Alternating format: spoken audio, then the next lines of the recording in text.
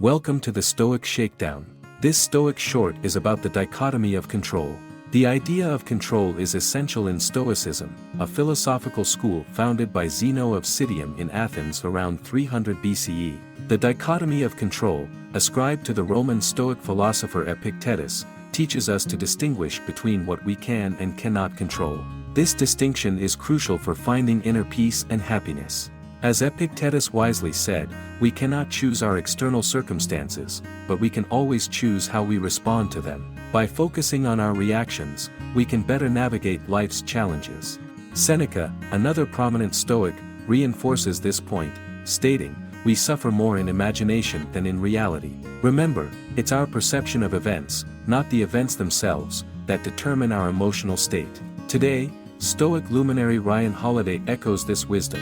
There is only one thing we control, and that is our own thoughts and judgments about what happens. So, take charge of your thoughts and emotions. By embracing the dichotomy of control, we can cultivate resilience, inner peace, and ultimately, live a more fulfilled life.